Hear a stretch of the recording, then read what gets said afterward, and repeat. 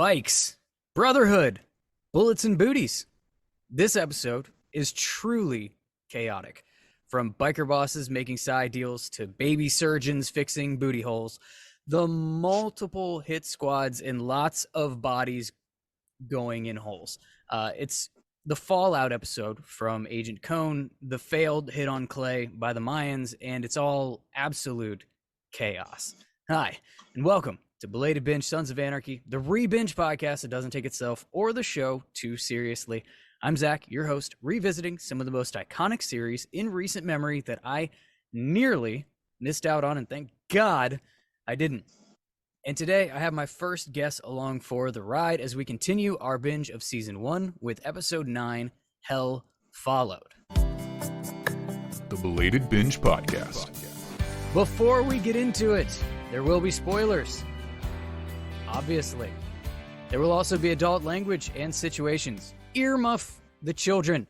Shout out to Katie holding down the Bonus Binge Squad. More on Patreon later. Before we jump in, I'd like to introduce my first, count 'em, one ever guest on the Sons of Anarchy binge. It's McTuggy from like 7 different podcasts you do. You can do the lineup for the people.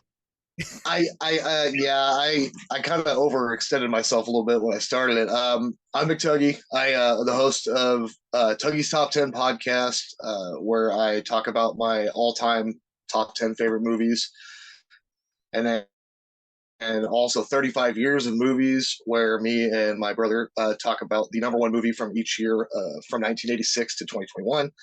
And then I do daddy and daughter story time with my daughter, where we just sit down and talk about whatever she wants to talk about. And then I have Tuggy Talk 2.0, which is just basically just me sitting down with a guest, just BSing about whatever. It's a little bit. Yeah. I think most of that's available on the same feed, right?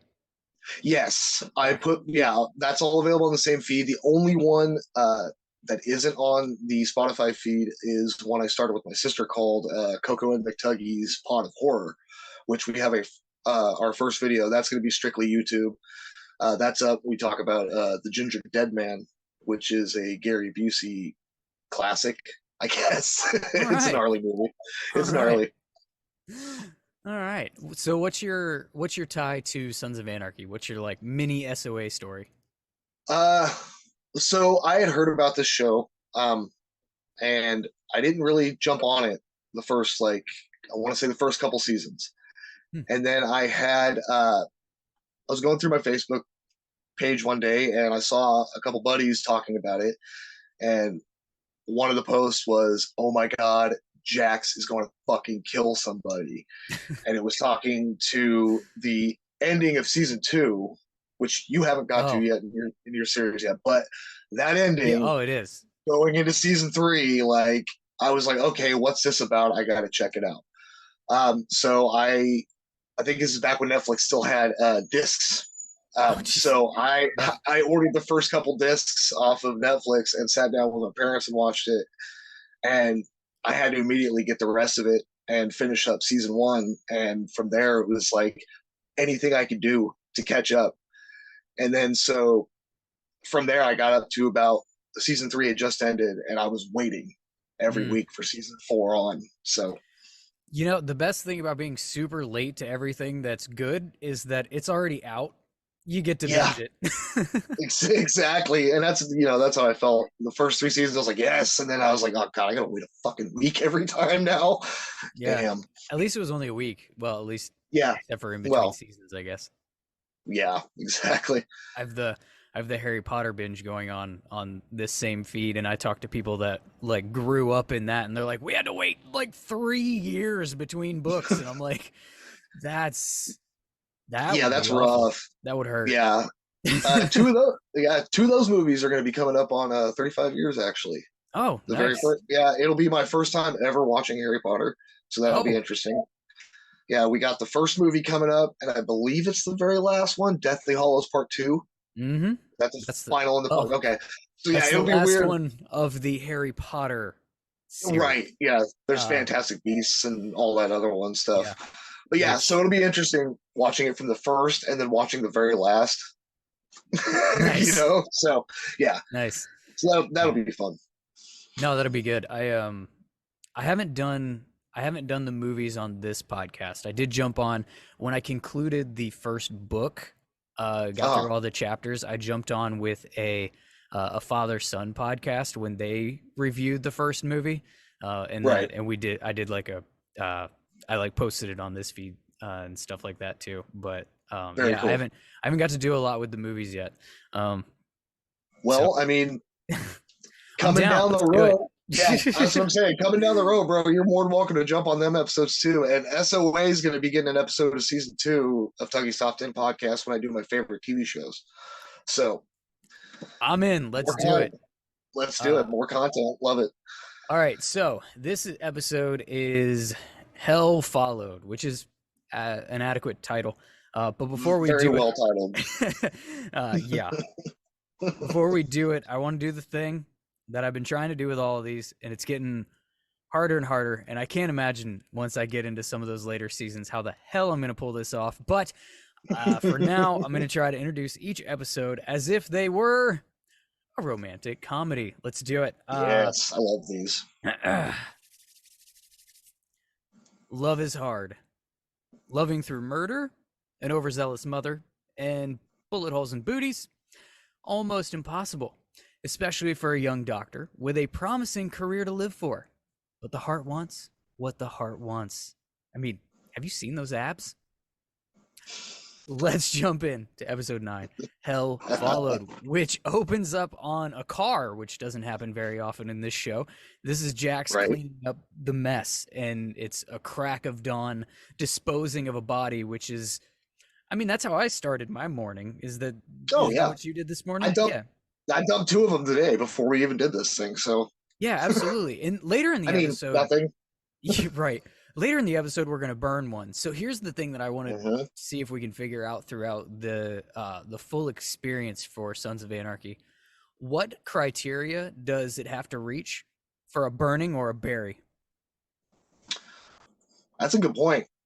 That's a very good point, because there are certain times where you see him just drop them in a hole, and even then, that extends to the question: put him 6, don't put him too deep without a mark, or put a marker on it, or bury him deep, no marker. Like, yeah, where's the difference in that?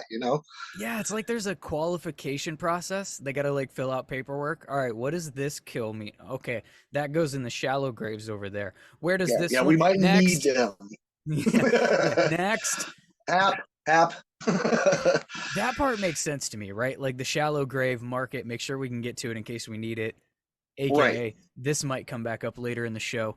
But if murdering a federal agent doesn't qualify as burn this and make sure no one ever finds him, why does some random hit qualify? That's a good point too. Yeah, exactly. I mean, that keeps me up at night. That's fair. So I noticed, I have it on my notes. I was like, so Jax is using Tara's car to dump Kohn's body, and then when it gets to the scene of her sitting in there, and you'll get to where she pukes and all that, she notices blood on the bathroom floor still. Mm-hmm. I really hope Jax cleaned up her car real well, or wrapped that body super good, because he's gonna have to do some serious Clorox to that shit. I mean, these are mechanics, right? So we're just gonna replace the carpet. It's fine. That's fair. Yeah, they probably just very good point. Hey, lol, we need a new carpet. Lol, we need to care about you again. Come replace this carpet. Yeah, exactly. She's not taking it well. She pretty much vomits on her toothbrush, which is there's a joke in there somewhere that I harken back to an old comedian that I just can't for the life of me remember, so I can't really do the bit, but it had to do with the size of certain objects and a certain woman that he knew that gagged on her toothbrush but could perform a different act without any issues, and that's what always reminds me in this particular scene. Yeah, no, that's a good one. I put that. She she's just not having it. She's thinking about it, and like I said, once she sees that blood on the floor, and just all over her toothbrush, I'm like, yep, throw that bitch away, go buy a new one. Yeah, we haven't gotten to Oral B's yet in whatever year this is taking place in, so they're pretty cheap. Right. Yeah, exactly. I imagine it's a natural reaction though, given what she was just through in the past like 12 hours. Right. I've heard the saying that, your first kill, you usually puke. I mean, granted, she didn't kill it, but him, Kohn, but she was there, and that's a pretty terrifying thing to see your man just pop a dude in the fucking head right in your bedroom, like, whatever. Yeah. And nobody heard anything. Also, by the way, and you got to imagine Tara lives in like a decent neighborhood in Charming. She has like neighbors. Somebody's gonna report that fucking gunshot, like, or both actually, because she shoots him in the fucking gut. Yeah, we've got a lot of screaming. We've got multiple gunshots. Nothing. Nobody hears anything, and that's a theme in the Sons of Anarchy, in the Sutterverse in general. You have to suspend disbelief and just really imagine. Imagine everybody's wearing earmuffs pretty much at all times. Yeah, pretty much. Yeah, that's fair. I caught myself on rewatches going like, God, the paperwork that the people are having to do, and like all the crime scene people going through, like, oh my God, nine Niners are dead, or 3 Mayans are dead over here, or whatever. It's like, oh my God, holy shit. How can we not figure out who's doing this? Yeah, right. It can't clearly be the outlaw motorcycle club in our town, but whatever. No. So apparently, speaking of that outlaw club, they and Gemma are all freaking out because this grown-ass tough biker man missed curfew and isn't picking up his phone. Yep. I imagine he didn't get a chance to update his voicemail to, sorry I missed your call, I'm currently murdering a federal agent and need to throw him in a hole. Please leave a message after the gunshot. Yeah, I don't imagine he had very much time to. He's probably at this point he's still processing it when he's burning Kohn's body. I'm sure. Like, we'll see later on when he talks to Tara in the hospital. Like, this is rough for him even. Yeah, this is heavy, very heavy. Yeah, very heavy. But I do imagine that if anyone in this clubhouse was that concerned for his safety, no one thought to drive by Jax's house or Tara's house. Like, right. Like, we called him, but he's not picking up his cell phone. And okay, so you're not going to send Ope. Ope's not like, hey, I'll go out and drive by. I'll go here. And nope. How big is this town? It takes like 5 minutes to get anywhere. It can't be very big at all. Like, I don't think, like, I come from a small town that's like 3,400 people. I imagine this is 34 people. That's what I'm saying. I imagine Charming's even smaller than that. And my town has one fucking headlight, or traffic light in the whole fucking city. So Charming can't be too big. So like, nope. Everybody knows everybody type deal. Yep. It would be really, really difficult to go check 2 driveways and see his bike in one of them. Yeah, extremely difficult. It couldn't take more than a 5-minute drive, ride over on the bike. But alas, they eventually do show up, though. They do. Yeah. We're gonna get to the point where logic actually comes into the episode for a minute. Exactly. For a sec. Right now, we're far, far from logic because Chibs is still working on our new IRA friend, and Unser stops by for a visit. Oh yes, I love this part. I'm a fan of this conversation, particularly for the sports analogies. I love this. Last time I checked, you're rooting for the home team. This exchange brings me a lot of joy. Yeah, I like it. And one thing I put on a note is, like, as soon as Unser comes in and talks about the hit on Darby and shit, what's Gemma do? Walks right up to Clay and goes, "Was this us?" As if you're a member of the club. And you see it throughout the rest of the series. She has such an influence on this club. It is insane. Doing research on real clubs? No. Nope. That's not how it goes. Based on anything that I've consumed from the real outlaw MC world. I have zero firsthand.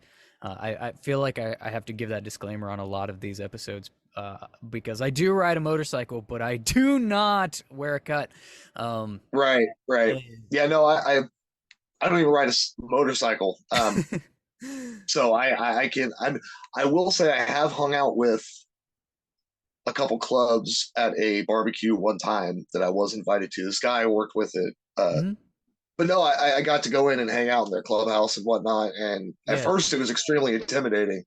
But once I got in there, it was actually, I could feel the brotherhood type deal. Yeah, they were all super chill when we went there. And when I first got there, before my friend that invited me over, he goes, when you walk in the door, there's a pillar. And he's like, on that pillar, there is a set of rules, 6 of them. Read them, abide by them. Won't be any problems. You'll have a good time. Yeah. So I was like, all right, I walked in there. Oh, that's easy. Yeah. Pretty Yeah, basic shit. Don't be an asshole. Like, right. if you're Like, told to leave, get the fuck out. Like, yeah. It's a very respect driven culture from the little bit that I know, and as long as you are doing that, then you're not gonna have an issue. yeah, exactly. Meanwhile, Anyway. Chibs has found the bullet from the guy's ass, and he pulls. Oh my, it's a mess. It is. Cameron's not looking like he's having fun whatsoever. No. So yeah, and when Chibs pulls that bullet out, that fucking blood spray. Yeah, not for the queasy. This episode's not for the queasy, but thankfully Juice has small figures. Right? Shoves a finger. Chibs grabs his hand and just right up in there and just hold it there. Okay. And this, of all things, this is what sends Gemma into Action Jackson mode, and finally doing something logical, going to Terra's to find Jackson Terra. Like, maybe that's where they are. Oh, they might be over there. The one place we didn't look or attempt to call. Like, I imagine she's probably got Terra's number. Somebody does. Tig is her escort with a very well-timed escort joke.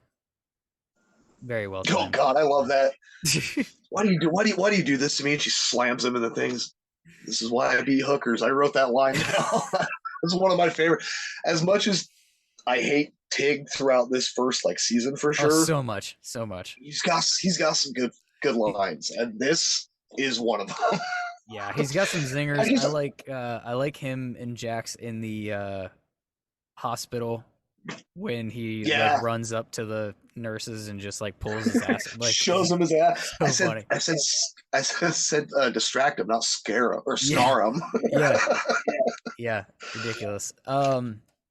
So now we're getting the disappointed mom speech and the hard ass Tig act and all of that, and Jax doesn't have time for dealing with this nonsense. No. And I don't have time for it either. This scene just annoys the ever-loving shit out of me every time I see it. Yeah, because it's setting up the beef between Jax and Tig. Tig's, earlier in the other episodes, he told Clay, I don't believe he's going to be able to do it, whatever, blah, blah, blah. Yeah. I'm pretty sure that was earlier, right? We haven't. Mm-hmm. Yeah, okay, right. So, yeah, I mean, he's obviously. And the thing about this is, too, is he says he steps on his bike and he tells him not to forget his first priority. But at the same time, it's dude, recognize your rank. Yeah, you're just Sergeant at Arms. He's your VP. Yeah, there's definitely some of that I think.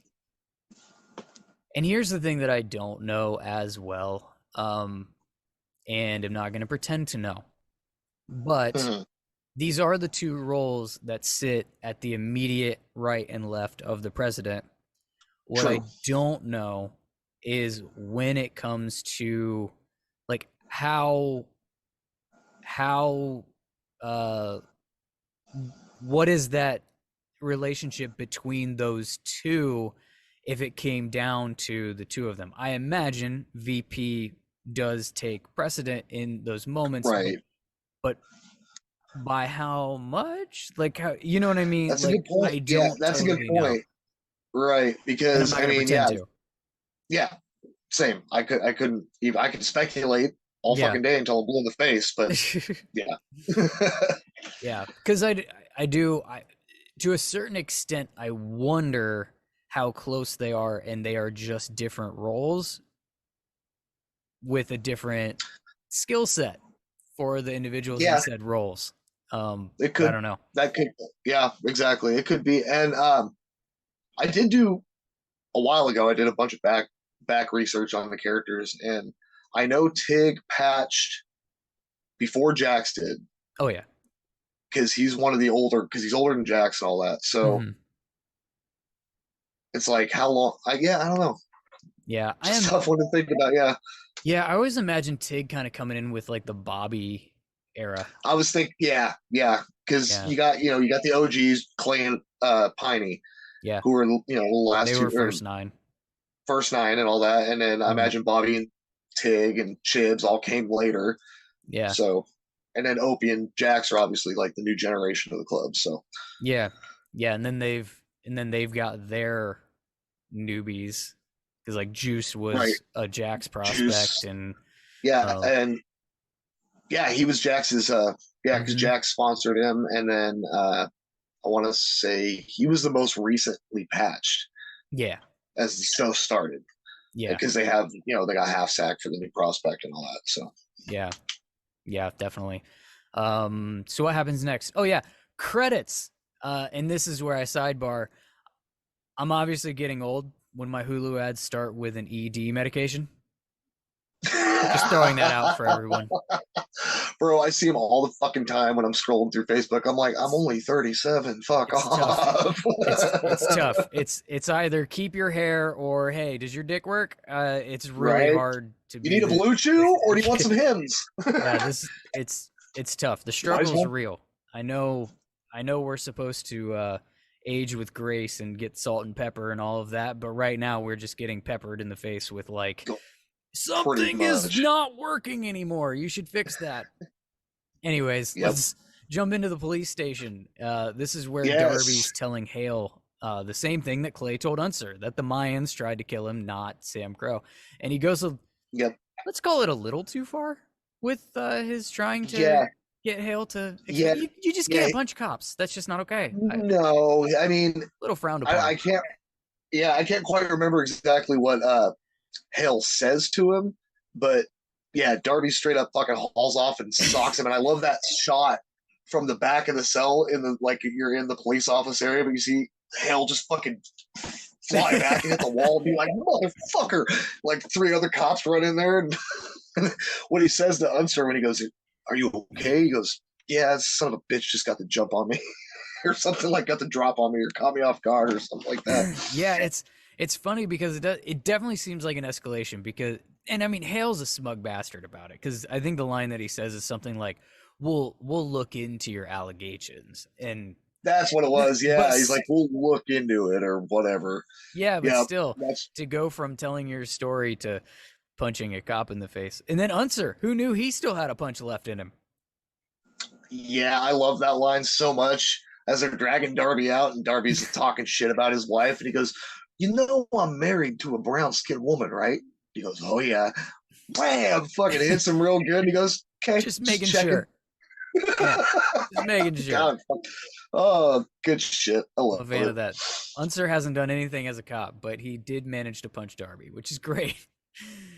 Hey, and Darby's a Nazi, so Darby's the who worst. cares? I really, really hate Darby's character so much. I fucking So much. hate Darby. I do too. He's such a fucking dog shit. Even they try to redeem him in the end, but whatever. It's He's garbage. yeah, he is. I wish one of those bullets would have landed at literally any point in I time. really do. It sucks that Asai botched that fucking hit, but you know. That won't come back later. So yeah, no, not at all. Our new friend wakes up with Juice's finger in his ass, which is this is the comedic genius of this show in these early seasons. Like this stuff is obviously it's geared toward a certain audience, but when you fall within that audience, it's hilarious. It's so good. Where's your hand?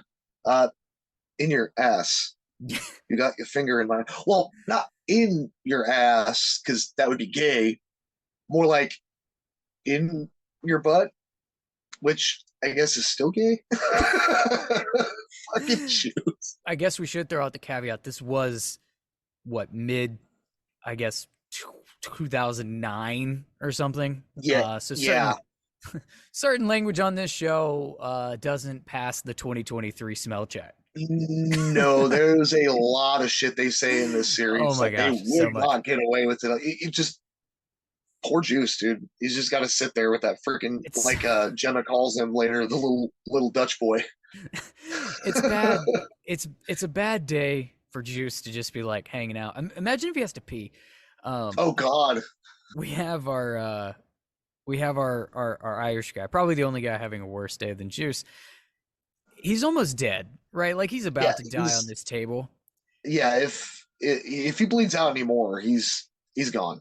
He's done, and he's pretty much incoherent, except for when he needs to push the plot forward, and has a he has a specific deadline for a specific target for a specific hit that they were supposed to do. All those details are just perfectly fine. Hey, Scotsman, by the way, you guys got to go kill this guy because obviously I can't. I got a finger in my ass. Yeah. Please. Otherwise, you guys ain't going to get your guns. I don't know where I am. I don't know what happened. I don't know that I'm even going to live another 5 minutes. But this hit is very, very fresh in my mind. Yeah, hold on. By the way, I forgot. Let me write it down for you. Hang on. Here's His all name the is details. Brennan Hefner. He's a port authority. He does this. Spelled H-E-F. Oh, it's. I love this show, but occasionally the plot convenience is palpable. Oh yeah, yeah. Now we've got Jax and Opie. They're heading off to find Tara because Jax wants people to leave Tara alone. So now we have to go get her and bring her here. Now we got to bring her back to this. Leave her alone, but now shit. All right. We could have just brought her from the beginning. I mean, why not? But this is something I wish we got more of, though. This like Jax and Opie time. We see a little bit. We get a little bit of it, but here's my issue that I have with this relationship throughout the series, because I feel like, and I'm paying a lot more attention to it on this rewatch, so maybe I'm going to continue to be surprised. But in my recollection of watching this series several times, let's just call it several, the Jax and Opie relationship, I feel, is a lot more told to us than shown to us throughout the series. I get it. Just me? I totally understand what you're saying, because a lot of it is exposition from other people. Being like they grew up as best friends, or like through photographs, or just small talk here and there, like, oh, your dad, because Piney and JT knew each other, and I agree, because you get this little talk with Jax trying to like be like, hey, you can't be half in, half out, but at the same time, this might be a little too heavy for you, and it's a good little dynamic. But yeah, you're right. We really don't get a lot of that. No, there's not a lot of the just connection between these two characters. So when the heavy ones come, I feel like they don't hit as hard as they should, because it's mostly been just Jax telling us, Opie's my best pal. He's my best pal. We don't really hang out, but he's my best pal. I bought a crib off of him one time. Yeah, it's Yeah, I let him beat the shit out of some dumbass who got him arrested, but other than that, no, we don't kick it. There's almost more chippiness between the two of them. They have more like old married couple spats throughout the series than I feel like they have like true bro moments, I guess. I agree. Like for these two people, yeah, you're right. For two people who are supposed to be like this fucking best friends for life, dude, there should be both. There should be. There should be more of both. Yeah, they really should. There's too much of them focusing on their split. Yeah. As opposed to them reconvening and Yeah. And speaking of splits, here comes Donna. Oh, I love Donna. Apparently, Obi's missing his shift at the wood chucking place or something. I'm assuming he's a logger. Yeah, that one scene in the first episode, that's the only thing I could gather. Is like, he's the a only logger. time he's there. Right? See, I wrote here, I was like, poor Donna, because I mean, you can try to put yourself in her position as just like this single mother whose husband just got back out of jail, and he's trying to like go back to the element that put him there, and she's just like, motherfucker, we got bills to pay, you need to be going to your job. Like, I get it, but at the same time, it's like, oh god, Donna, he's all in. Donna. Yeah, it's Donna. The part that I didn't love is that this felt like a regression for these characters. Like, right, so much for Donna having this like understanding of Opie and his connection with the conversation she and Jax had, and that like nice moment with the fireworks a few episodes ago. Like, exactly. I thought we were headed towards a little bit of a, like, at least a flow towards we're getting our stuff back together. Now she's apparently the firework. Yeah, we're starting to mend our fences and make everything work. Yeah, and she's just forgotten that those scenes happen, I guess. Yeah, all of a sudden, oh, you're going to lose your job? What, you haven't been going to work? Get your fucking ass to work, motherfucker. Right. And this is another moment where I don't love Opie in this exchange and in this period for his character, because I feel like the motivations are all off. He says stuff. Right. Again, it's another one of those characters saying things, but then actions showing something else. He says things like how much he owes Donna and how he promised Donna that he was gonna, he was gonna earn straight and he was gonna, be there for his family and all of this stuff. But now he wants to jump all into the club to fix their money issues, where she's clearly telling him money's not the problem. Like, they are obviously having money problems, but her problem is the club life. Yeah. She would be broke with this dude. Yeah. Like, I got no problem being broke with you as long as you go to work. You ain't out there fucking, go to work. You ain't going to get 5 more fucking years and leave me with these kids for 5 more years by myself. So, like I said, I get her position. And I do too. Like I don't get his. That's the thing. Like, I don't get his. I don't either, because he's trying, like, why do you want to be back in the club so badly when you literally just spent 5 years in prison for them, and what did they do for you?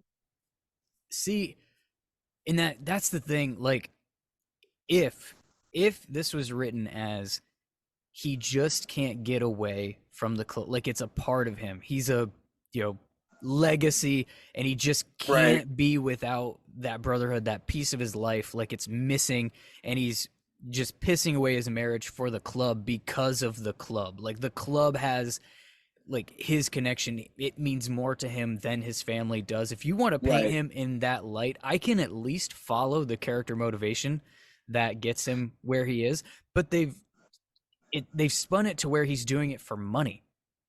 Like, that's your motivation? It doesn't make sense. He wants the money so he can help his family. Yeah. But that's literally your only motivation. You don't want to hang out with your buddies. It's not about the brotherhood. It's just another fucking job for you. Yeah. Why not go get a normal 9 to 5 like you had, where you're not going to get fucking killed or possibly put in prison for the rest of your life, and just fucking deal with it like everybody else does. Yeah. But it's just a weird, I feel like this scene pretty much on its own within this episode, it's just a weird character arc dynamic for both he and Donna that just didn't feel like it fit for me. Yeah, it feels like it should have been a scene that her and him arguing over that should have been like an episode or 2 ago. Yeah, so several episodes ago, like you said, or it's a rehash, or Again, I feel like it's the wrong motivation for what his character really is feeling. In my For sure. like the way that I interpret Opie is not the club is my financial Right. backing. It's I literally can't leave this club. Like this club Yeah. is my blood, and I can't get out because he ends up going through all kinds of shit for this club that Oh. should have like turned him off, and he can't stay away. Oh yeah. Plant that here, That's true. not it's money problems, and it's gonna solve his. Yeah. Well, half our fights are about money. If I can just get in with the club and make more money, then she'll shut up. And it's like, I don't It's like, okay, know well, that that's the case. yeah. I mean, she'll probably shut up about the money, but at the same time, you're going to just add more shit on top of the other half of the shit that you have already that you thought about. You might be able to afford the child support and alimony when she leaves you. All right, so Right. now we got Clay and Unser, and they're at the police station, and Clay's like explaining the whole Mayans situation, and this is enjoyable because Unser's just unraveling. Clay lights up a cigar. Unser lights up a joint. Lights up a joint. Just Right. and Clay looks at him. He goes, "It's for my cancer. Yeah. I got a card. I got a card. Like, do you want me to show it to you? Like, I'm the chief of police. Fuck off. You're a fucking outlaw. What do you care that I'm smoking a joint?" Right. It's like the roles are reversed. It is genius. Exactly. Genius. It's so good. And that's what's funny because the same writers, I feel like, screwed up the Opie and Donna stuff just one scene ago and absolutely nailed this one scene later. Yeah, you're very right. I like the line when you start because they're talking, like you said about the Mayan thing and how bodies are dropping in Charming now, and like you need to figure out what the hell's going on, and all of a sudden here come the rest of the charters down Main Street. And it's just like, did you not listen to a fucking thing? The fucking thing I said. He goes, it's just a family reunion. Calm down. Yeah. I heard you. I got it. I understood. I got it. As if Clay was just like telepathically calling these bikes to him as Unser is going through his diatribe. Right. Like, I didn't make this call 6 hours ago. No, not at all. You wouldn't think I would do that. And then, like, again, the line right before the end of the scene, he goes, "If you don't, come to this decision, you're gonna have 12 charters sitting around a table plotting to kill. Yeah. So you better figure it out." Like, put it at the top of that old cop to-do list. Yes, there he goes. Like, I thought I wasn't an old cop or an old friend. He's like, "I thought you were an old friend." He goes, "No, I'm an old cop. Remember?" Yeah, and I like this too. Yeah, I like this with Clay. I've given Clay a lot of shit on this podcast for his decisions that he's made at the head of the table so far, because I think so many of them are really dumb. But very dumb. Yeah. With this one, this is the first glimpse, in my opinion, that we actually get Clay thinking like a chess player, essentially. Like smart 3 or 4 moves ahead, and like being like, you know what, if we do this could lead to this, this, and this, and here we are. Yeah, and avoiding a war, getting answers that he wants to get, and a resolution of his club not being targets of like a bullseye, but he gets to keep his like authority in the room and his big dick energy that is so important to him in the conversation that he has. Fact. Yeah. How many punches you got left in that hand? Bam. Stupid question. I like. Yeah. So that's right. Stupid question. Yeah. So then he gets. That's when he tells Unser. He goes, "All right, well, call Marcus Alvarez. Yeah, bring me Alvarez. Have your sheriffs pick him up, bring him in." And this is probably, like you said, one of the smartest decisions and that he's made at the head of this table, being like, you know what, we need to bring this together. We need to actually talk instead of just react and shoot and kill and retaliate and make it work. And he does. It also goes against what he has been saying up to this point. Like, he and Tuggy have been in there like, no, blood needs to spill because blood. We need to kill now. Like, so much use of blood. So much use of blood. Oh yeah. Yeah, there will be blood. Basically. This is only about blood. Right? I don't care who we gotta grease or kill. Pretty much. That's like a callback to like episode 1 or 2. So before we get to how many punches does that hand have, Jax has to go to the hospital and have his like super dramatic, very dynamic scene with Tara. Yeah, like it because when you first see Jax, you kind of painted him as like this young uppercomer badass with like no emotion. I mean, he goes in and beats the fuck out of the one dude in the bar in like the first like episode, and then like just everything else throughout. And then this is where we see, oh shit, homeboy's actually he's a human. Yeah. You know what I mean? Like, he's not just this cold-blooded fucking killer. Well, and there's something to the stuff that Tig has been saying, right? Mm-hmm. Like, he's not the killer that Tig is. He's not done this executional style murder before, and so this is kind of that. And to this point, he's also offered non-violent solutions in lieu of very true. Tig always voting for mayhem. Kill him. Yeah, just kill everyone. Want to walk down the street and cut his fucking head off? Yeah. Yes. Absolutely. Yeah. So you get a little bit of that, and I think it's fitting too that he does it in the name of Tara, right? Yeah. Like, yeah, absolutely. If you're gonna kill for anybody, why not for the one you love? Yeah. You know, as react.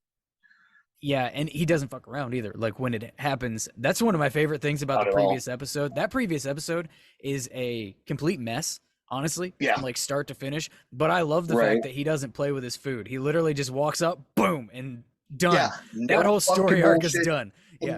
Yeah, the moment he's like, once a biker squad, always a boom. I was like, oh my God, holy shit.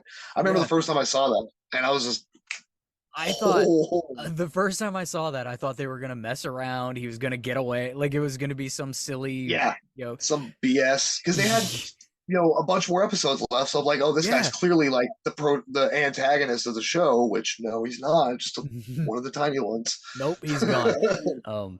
But then the way that Tara flips too. Tara flips very, very quickly in this scene where she's very in her own head. She's in this like self-wallow, and she's fully expecting Jax to be unaffected by this. She's like, is this how you do this? Like, is this how you, and he's like, it's like, what's your idea?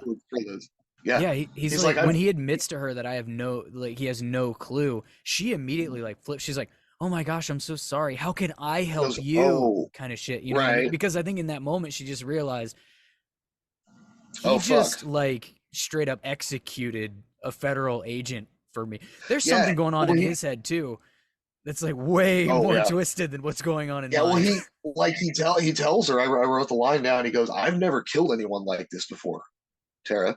Yeah. And right before, that's when she gets the realization, he's like, I've never killed a fucking federal agent out of just moment and had to go fucking deal with it. Like, he's popped some people, obviously, but I would imagine in self-defense, whatever. But this was just straight up. Well, not a distance, and it harkens back to the pilot too, right? Because he's got the chance to kill that dude like point blank, and the guy like dies before he dies of his wounds already. It's done. It's done. I don't have to worry about it. Yeah. Yeah. So it's a cool little harkening back. Also, for sure. Also, the previous night she couldn't take anything from the hospital because they inventory, but now Jax needs her, so she's gonna borrow some things. I guess after. Yeah, she says she totally changes up. Yeah, like after what they've gone through now, stealing some Band-Aids doesn't seem so bad. She's a rebel or something. Yeah, it's like I've killed someone. I might as well steal something. Fuck it. Yeah, I thought that was pretty funny too. Here's my little doctor's bag, but oh wait, we're gonna need a lot more shit. Okay, I'll go to the hospital and take some stuff. Yeah. All right. So how many punches are left in that hand? There we go. Pretty much the whole scene. Stupid question. There's not really anything else. It basically, Clay just basically goes up there and tells him, like, dude, what the fuck are we doing? Like, this wasn't smart for I know. you. So what this wasn't smart for you at all. why are you working with the Mayans? Why blah blah blah this? And yeah, he pops off to him. Clay hits him. Like that line says, how many punches you got left? Hits his ass one more time. And I like Stupid that question. because you see, and they've shown it before, how vulnerable. Yeah, a stupid question, and how vulnerable Clay's. Like, actually, I noted, I was looking at his hands in that scene when I watched it last night again. I'm like, damn, I don't know if Ron Perlman's just got some meaty fucking suit bones, but it does look like his hands are fucked, man. Like, holy shit. That's a storyline too that I do feel like did not really pay off. No, I'm gonna go. Yeah, I agree because they talked about it, how it was gonna be like his downfall of the gavel because of his hands, and then it just kind of bye. And they keep it right. Like they don't. Granted, I think it comes and goes in spurts when the writing needs it, or when they remember. Oh yeah, we're supposed to give this guy. Oh yeah, he needs a shot. That's right. Yeah, let's put him in whatever. Yeah, they throw it in, but it doesn't really. It doesn't have the payoff that you anticipate the whole time, and maybe that was the purpose. Like maybe they were just like, yeah, this is what you're going to anticipate, but no, he's something else is going to go way wrong. Otherwise, way wrong. Yep. Yeah. So now we got Jax playing Bring a Doctor to Work Day, so that's fun. We get Tara in her element. Yeah. Oh yeah, she gets in there. She tells Juice, okay, so what you're gonna do? She hands Gemma some gauze and some gloves and shit, and Gemma's like, me? Like, yeah, bitch, you're fucking helping. You drag me here, you're helping. This kind of thing. So he's like, all right, Juice, you're gonna pull your finger out and you're gonna shove that gauze right in there. And again, we get another one of those nice squeamish squirts of blood as soon as Juice pulls it out and Gemma shoves the gauze in there. That's when she comes up and she calls him little Dutch boy. Juicy. You sure you know you're like Gemma still finds a way to be confrontational? You sure you know what we do? Oh yeah. Guess we'll find out. I guess we'll find out. Right. Job. Yeah. Yeah. Right. The line I really liked in here that I had forgotten about was are you Irish, Doc? Half. Oh, half? That's a doctor? I'm not sure. Hopefully the house is a doctor. Yeah. Fucking Cameron. Yeah, you should look into that. That'd be good to know. Yeah, she goes, I've never looked into it. She's like, well, you should do. It's good to know. Yeah. This is the conversation he's actually capable of having when he's not thinking about a specific hit. Yeah, right. It kind of harkens back to when he first got shot when they're in the I think it's last episode when they're in the ambulance and he's talking to Chibs. He's like, you've done this before, Scotsman. He goes, yeah, I was a medic in Her Majesty's Royal Navy for what, at least that's like 2 months. Yeah. Like 2 months or 6 months. He goes, yeah, 6 months? Till I was court-martialed. Yeah. It's like, oh, fuck. I got 30 seconds in, so I'm really, really good at this. Yeah, right? So now we got Alvarez. So he's in jail. Yep. We brings him in. MC Summit. I like that line.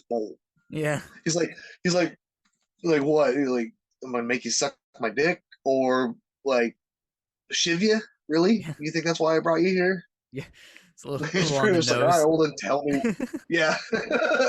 Right. A little on the nose. Little low-hanging fruit. Yeah.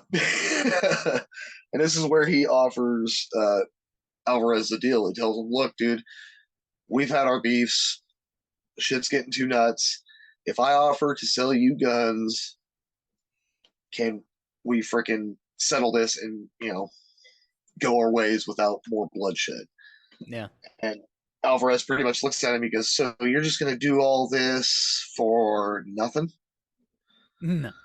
Clay's like, no. You tried to fucking end me. We're settling that debt. Yeah. And Alvarez finally, okay, I think we can make that work. And you don't know what he's talking about at first.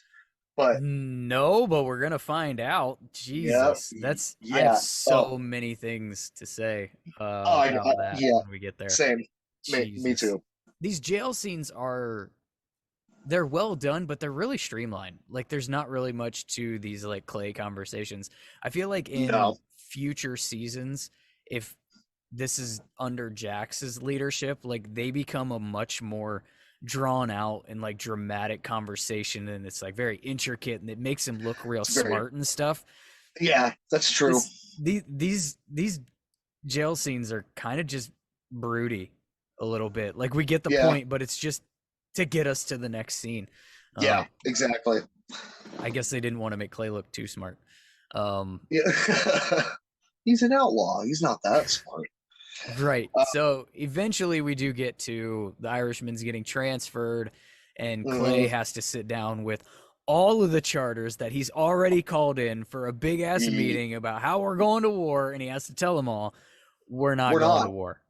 I sat before that. I like the line when they're wheeling Cameron out and Jack's talking to him. He's like, hey, talking to Tara, and he goes, hey, is he gonna be all right? How's the bleeding? Did you stop it? And she goes, oh yeah. And then he looks over at his mom and he goes, what about her? And she goes, I can't stop that bleeding. Yeah, that's true. That's true. So yeah, we're at the big meeting with all the other sons. Hap's there and all the other Tacoma, Utah, California. I saw a bunch of different cuts. I was looking through when I was rewatching as they were coming in.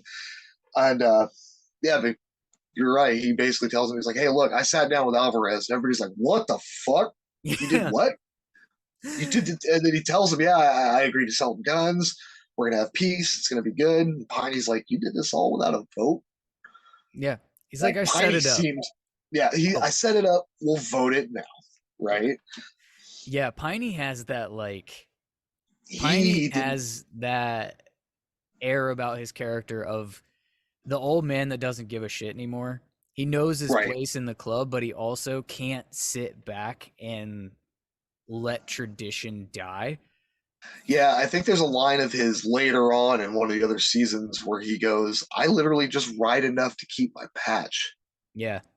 Like, that's as much as I care about this anymore. Yeah. So, yeah, he definitely was not happy with that decision that Clay made, even though, like we just discussed earlier, it was probably one of Clay's smarter decisions.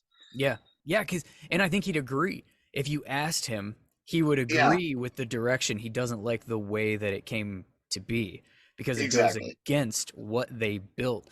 And that's where the first 9 part comes into play in this like butting heads between he and Clay. It's a really interesting dynamic because Piney was supposed to be like best friends with JT.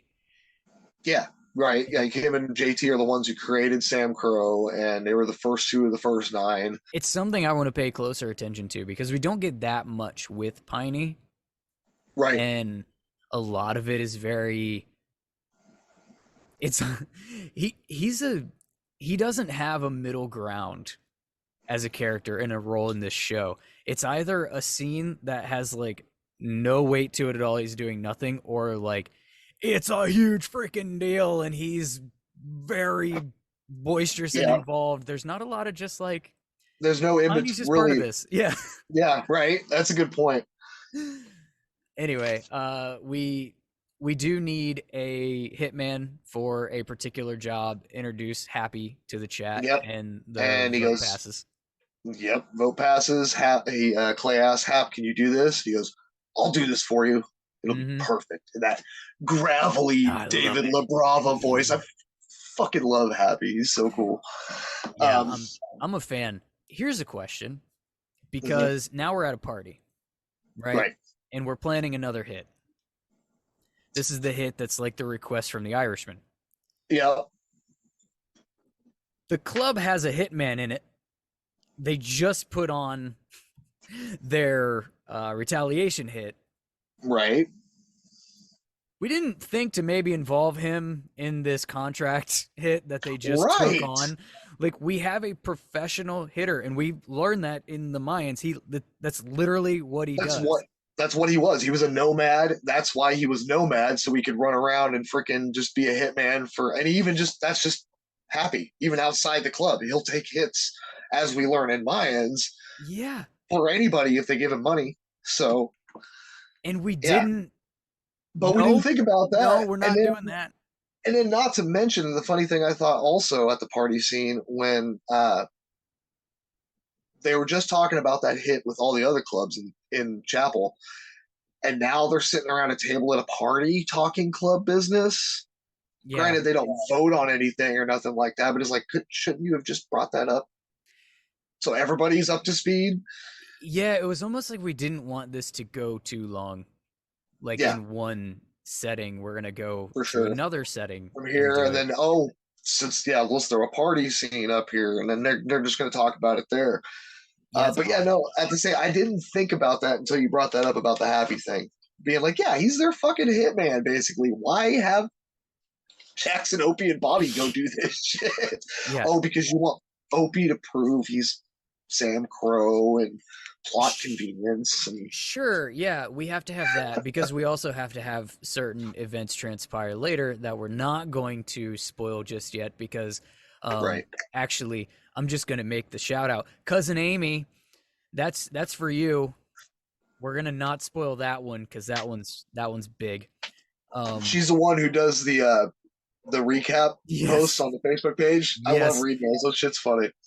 Shout out to you, Amy. Yes, Cousin Amy is awesome. She also did the artwork for the podcast, and she's going to come on for one of these episodes. Nice. I don't know how I'm going to write that outline without any spoilers in it, but damn it, I'm going to figure it out. Right. Yeah, that'll be an interesting one. All right.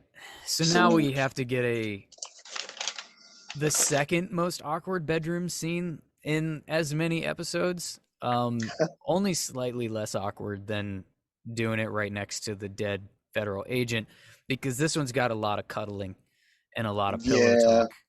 Right. And then we finally get to the reason that they got Charlie Hunnam shirtless, and off we go. Yeah. Well, of course. Yeah. You gotta have Charlie. Pretty soon, it's not just gonna be shirtless. Later on down the line, right? Ladies are gonna love it. You know what I mean? Right. There's gonna be a lot of ass shots. Oh, so many ass shots! Holy shit! Well, they had to give him a reason to get the tattoo. Those tattoos take a long time. He's got that tattoo on the back. We've got to show it. Yeah. Jax needs a shower scene. Write it in there. Yep.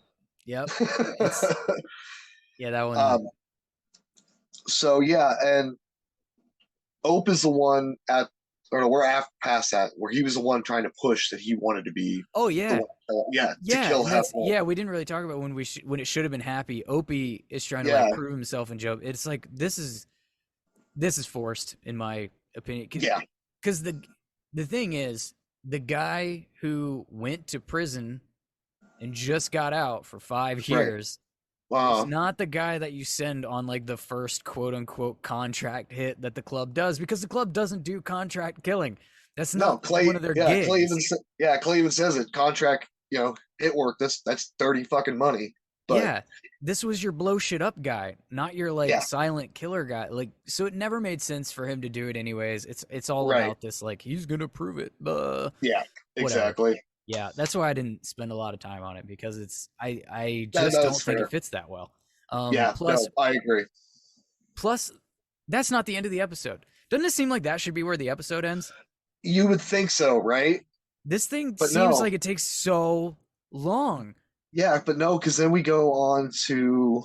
We've got the hit squad, and Opie's super nervous, and this is really good acting. Yeah, this is really good acting with Ryan Hurst as Opie, because earlier when I was talking about characters telling us things instead of showing us things, he's nervous as all hell, but he's showing it. Face acting, facial acting, not like in the pacing back and forth. Yeah, him being and then his conversation with Jax right before, and then even right before the hit when Bobby comes up and it's like, no, Clay wants him to do this. This is about him being back in. And Opie or Jack's like, all right, whatever, fucking watch his back. And then even when they get up there and the dude comes out the door and Opie fucking hesitates, you could even see it in his face where he's kind of like, and then Bobby walks up, pop, pop, pop. Yeah. And even then, phenomenal fucking acting. Like, they talked about that. I don't know if have you seen the Reaper reviews? Yeah, I listened to Reaper reviews. With Theo and Kim, they talk about that. Like, you are a good actor if you don't even have to speak something. Yeah. and you can just emote it, and people know, like, oh, Yeah. Yeah, he's absolutely. not really feeling what he's supposed to be doing right now. Yeah. So It's yeah, actually their fault shout out to that Ryan. yeah, it's Yeah, actually their fault that this podcast didn't start sooner on this series, because when I that's started fair. this, they were in the middle of that rewatch, and I'm like, who the hell is turning mine on? Yeah. Like, the entire fan base of Sons of Anarchy is halfway through a rewatch right now. So Like, was I. I was on it with them. Like, yeah, you're not getting somebody to start back at the beginning and listen to you talk. We're gonna hold off Yeah. on Sons. Yeah, right. That's how Harry Potter became the first binge to get started. Well, there you go. So You're here now. between Opie dropping the ball on the hit and his emotional like talk with Jax, where we start to get that little rumor mill of like Jax needs to prove himself even though he's the VP of the club, like that. Right. And Like, that what does he feels, really have to prove? yeah, what's he got to prove? And where are these conversations taking place? Like, is this all Tig like whispering? Is that what this is? It Because seems it's like a odd. lot of it. Yeah, it seems like a lot of. I mean, even later on, with what happens at the end of the Yeah. season, Tig and Clay are like, they've got their own little side hustle. Fucking, Yeah, but why they're would Opie be always. catching wind Yeah, of anyone in the club? that's true. I would see Bobby Yeah, overhearing something. Bobby. Yeah, I don't see. Yeah, I don't think they would. You're right. I don't think Opie would be anywhere near any one of No. those sidebar conversations. No, Oh, because if he's as close to boys with Jax as he's supposed to be, they'd be shutting their mouth about Jax around Opie. that's very true. That's a fucking good point. I didn't think about that. Yeah, they wouldn't be bringing all that shit up No. if they were No. trying to do. Anyway, between the two, we've got Tara's walk of shame and a really cringy conversation with Gemma, and I can't. Oh yeah, Gemma is she's she's so. I wrote here. I think this is it. Yeah, Gemma's nose is in way too many businesses. yeah, Like and I her understand it's fucking. her character. I understand she's supposed to be the mother hen to all these people and to the club and all of this, and she's her baby boy Jax and all of that crap. But she's annoying. Oh, dude. That's Yeah, really all I I can. I I mean, didn't. Yeah, I didn't really notice too much when my first watch through, but on subsequent rewatches and shit, and especially rewatching this episode last night, yeah, I was like, "Holy shit, dude! She just needs to back the fuck off. Like, you are not a patch member. Go away." yeah, she's and I've said this on the podcast before. She's what breaks the perceived realism of the show within the club culture, and she's also Yeah. like she is what I guess kids might call like overpowered, like OP or whatever Oh, in like video games or in stuff like for that. Like, sure. she is the OP Bad plot character of armor. this. Yeah, yeah. Yeah. She knows everything. She discerns everything from a glance. She always has her finger in stuff. She's never made to look bad. And I think part of that is being married to the showrunner, and having the character That might. written Yeah. for you.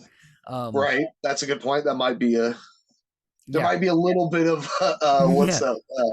And also why it takes so long to get the Nepotism. satisfaction. Ugh. Yeah. Very. Oh, yeah. I know. I know. So now Alvarez is in the park with his kid, and they're talking. Aside.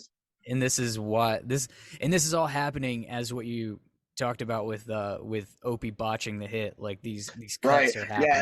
Yeah, it's like the last like scene montage. Yep. Mm-hmm. You got Yeah. Opie watching a hit, and then it cuts to Alvarez talking to the side. Let's go get a churro. I have that written down. I'm like, Alvarez giving up his own son. Let's go get a churro. Like, oh yeah. And this is he gives him his hug goodbye, and happy good lord, just murder chops him in the back of the head. Knifes him right in the back of the neck, dude, like right in the spine. There's no ways. Oh man, that last that scene right there when he's hugging aside, he says, "I love you, mijo," and then right as he says it, that's what happens. He turns around and stabs him. Yeah, he's also lying. Yeah, clearly he does not love you. No, there's no way he loves you if he's going to give up his firstborn son to fucking appease some other club. And it was his idea. That's the part that I have the biggest That's problem. yes, I agree. The fact that it was Marcus Alvarez's idea, and I don't know if how far you've gotten in Mayans, but it comes up at one point. Yeah, this is actually, I had a hard time with him in Mayans, and Right. even later in SOA, because they start to paint him as a family man. Yeah, And I'm got like, that. Yeah, he's got dude, that the younger kid's son, and he's trying to like be with his. Yeah, exactly. Like you just and like I said, it comes up in Mayans at one point where like his wife brings up a sigh, and I'm like, oh shit, that's dude. Like holy yeah, shit. yeah, it makes me struggle with his character. It's part of one of the many Yeah, problems that I have with Mayans as a show. yeah, for sure. Which I will, those will come up at We, some point in time. But yeah, it's right. the fact that he got to this. He didn't have to be talked into this. This wasn't laid up to him. It was No, like you Clay said, didn't say, "You bring me that shooter," or whatever. For a parent to look at it, and the no. cliche is always, I would take a bullet for my kid. He's literally like taking his Set. kid, putting him in front of not a bullet but a blade, and Yeah, here you go, sacrificial lamb. boom. This will keep the peace. Sorry, bro. Yeah, this Yeah, is important. and then this the scene right there where he drops him and then he looks up at Happy and he fucking hands him the money. Yeah, Like, dude, and you and you paid. paid, dude, Ugh. to kill him. Like, oh, I know Happy's a hitman. He doesn't do shit for free, but he's also part of the club. I imagine that was a club hit. Damn, Alvarez. It's tough. It's tough, and I can like never respect his character again after that. Yeah, no, I can totally. That's always been in the back of my mind, even when I'm like, oh, cool, Alvarez, and I'm like, yeah, but he also It's fucking killed tough his because kid. it's like you clearly didn't have a plan for him yet, and Right. so it's unfortunate that they didn't have the Mhm. long-term vision of where Alvarez was going, because this obviously would not be a decision that the character made. No, especially later seasons, Yeah. Mayans, Alvarez. No, that's not what Yeah. Alvarez is going to do. Fuck no. No, he's all about family. Yeah, exactly. He At wouldn't least that's how they ride him now. Right, exactly. He wouldn't shut down his cousin's charter because it's his cousin. Whatever, it doesn't matter. That's all mine. Yeah, exactly. Now we're really in montage time, right? We've got Tara and Yeah. Gemma at the hospital. We've got Hit Squad coming back, and Jack's burning a body. Which, here's a question for you there. I was thinking about this last Fire night. away. Who's he torching? Is it Kohn's body? Is it Hefner? Or is it Asai? No, I think it's Hefner. You thinking it's Hefner?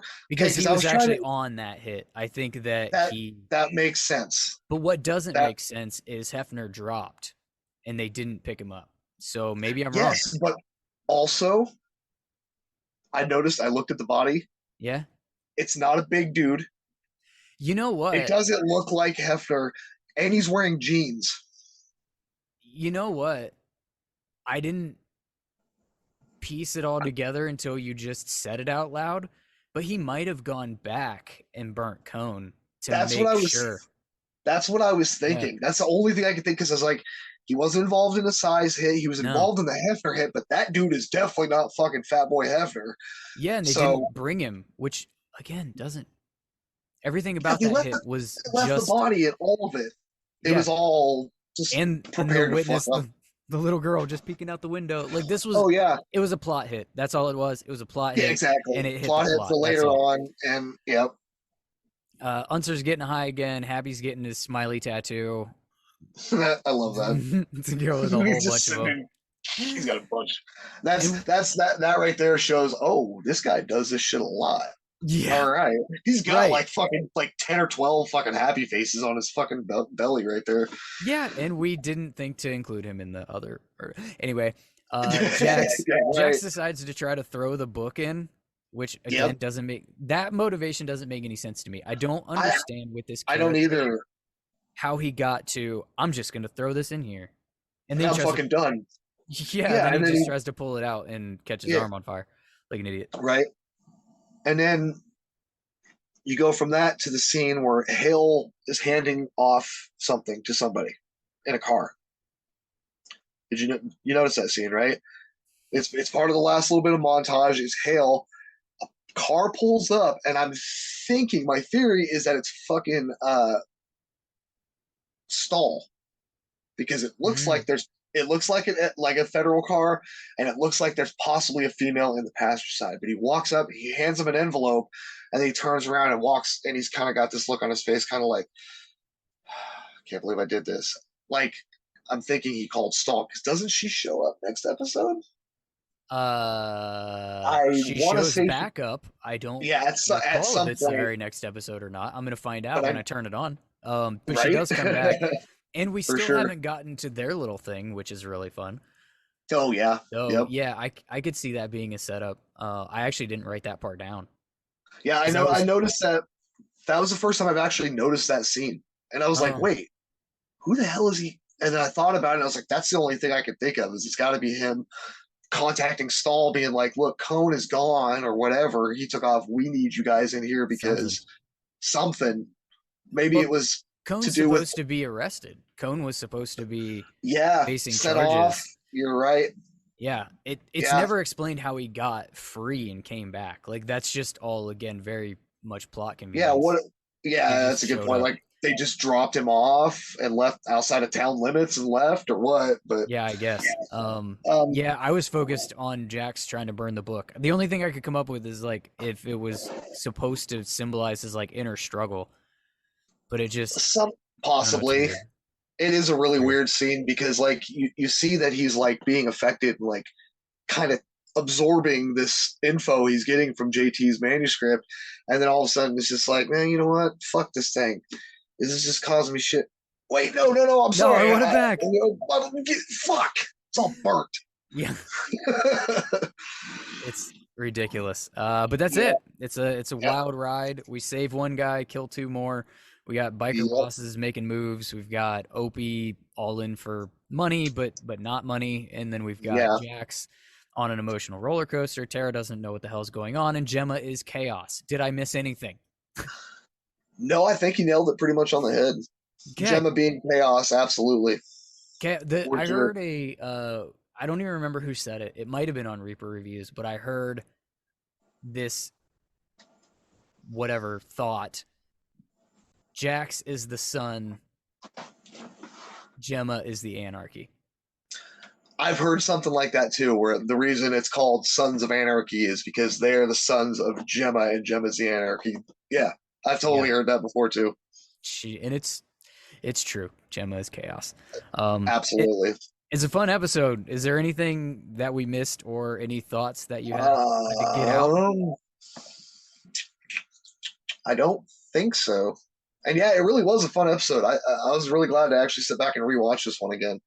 I haven't watched it. I haven't watched the series in a while, other than editing my recut. So yeah, no, it was cool. I was like, oh, okay, this is that episode with Alvarez, and like, oh yeah, they just killed Kohn. Okay, cool. So yeah, it was cool to step back into it. Yeah, it was, and it's a better episode than the last than when they did kill Kohn. Oh yeah, not Old Bones, the other one.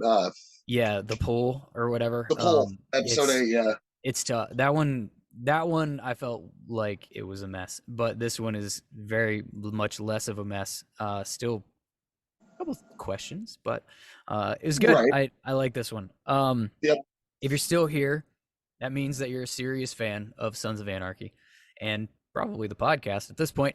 So I want to remind you that back in the beginning of 2020, I started writing a fan fiction sequel that picks up the Abel and Thomas story. I got 11 chapters into that, and I have decided to share them with my patrons. So check out patreon.com/belatedbinge. There's a link in the show notes if you want to hear those in audiobook style. As of recording this at this very moment, the first 6 chapters are available, and I will keep churning them out as quick as I can get them recorded and edited. I'm not holding them back. It's not like a weekly release. As soon as I get them done, they're on Patreon for the patrons. So nice. Check that stuff out. Before we go, let's rewrite Sons of Anarchy. One small change to each episode at a time. For this episode, what if Jax doesn't ask Tara to come help with the Irishman? Oh, Yeah. That's a really good. Oh God, that's a good. People can Well, take that in a lot of different ways, but you really give me could. yours. Yeah. Um. Well, let's see. Obviously, Tara being the surgeon and the medical professional, if she never came around and never helped, you only got Chibs, who's only 6 months a medic. Um, I don't see Cameron surviving. I see him dying, and that not being very good at all for the club. Because one, the Irish have already lost McKeevy, Mm-hmm. their supplier for SAMCRO, and now their new supplier's dead. Mm-hmm. The IRA is not going to be too happy with SAMCRO at that point. No, I That's can't all I imagine that got. they would. There's also the well, you brought it up when we very, very first started this podcast about the ending of season 2 when you joined. Mm-hmm. Oh That yeah. doesn't happen Oh, either. I didn't even think about that. You're right. That doesn't happen at all, and we probably holy shit. You know what? There's just no season 3 of this I was series. gonna We say just we go from 2 to probably 4. we don't ever go to. God, it drops it to a 6 season series at that point. You just completely skip Ireland completely, and then damn, they Uh-huh. don't ever go to jail, which means they don't ever make the the cartel deal. So many So many things. things don't happen if Tara doesn't show up. that's a thinker, man. That's a thinker. Yep. I So like it. that will be on social media at Belated Binge across TikTok, Instagram, Facebook. I have X. I don't really do anything with X. I don't even know what to call X. It's weird I calling it still X. I still I call don't it know. Twitter, and I Right. just recently got rid of mine and was just like, I don't do anything like you said either. It's just whatever.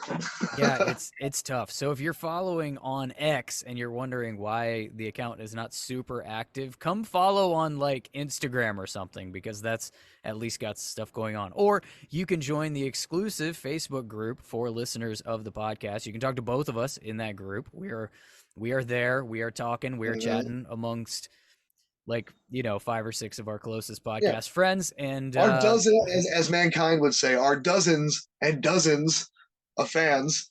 yeah, yeah, all the tens of people listening. Yep, Uh exactly. Yeah, and let us know what you think of the outcome would be. Anything we missed, all of that stuff, and best ideas will make the podcast. Hell yeah. Plug everything. Thank you for doing this. By the way, on like Yeah. such short notice, I Thank don't. you. It was nuts last night. It was like 10 Yeah. o'clock at night my time, and I was Yeah. just like, "Hey, what the hell? Let's just see." And you're like, "Yeah, let's go." It's like, "Well, shit. All right, cool. Right. Yeah. No. I appreciate it." I'm sorry for anyone if I look haggard or sound haggard at all. I've been up since 10:30 last night because I haven't gone to sleep since work because I've been waiting to do this. But I said, Now I feel bad. no, you're good, man. I've been excited. I've been drinking coffee, fucking ready to rock. So not a problem. That being said, I'm McTuggy. Check out Tuggy's Top 10 podcast on YouTube. There is a Facebook page, but I no longer have access to it because I got hacked out of my fucking original Facebook. So I no That's longer tough. have. There is a page, but I won't ever respond to it because I have no access to it. So check us out on YouTube and Spotify also. And again, thanks, Zach. This was a lot of fun, dude. Yeah, man, we'll get you back if you're willing, but you're welcome to Absolutely. sleep before it if you if you need to sleep. I think I will do that. If you enjoyed this episode, re-binging Sons of Anarchy, give us a follow, leave a review, all that stuff. Subscribe on YouTube. BelatedBinge.com has all of the links to everything and the voicemail feature. If you want to yell at us for any of our takes, you can leave a voicemail there. Thank you for listening, and remember, life is short. Buy the motorcycle, and when you do, wear a helmet. Dress for the slide, not the ride, and make sure you take Belated Binge along for the ride. That's right. The Belated Binge Podcast.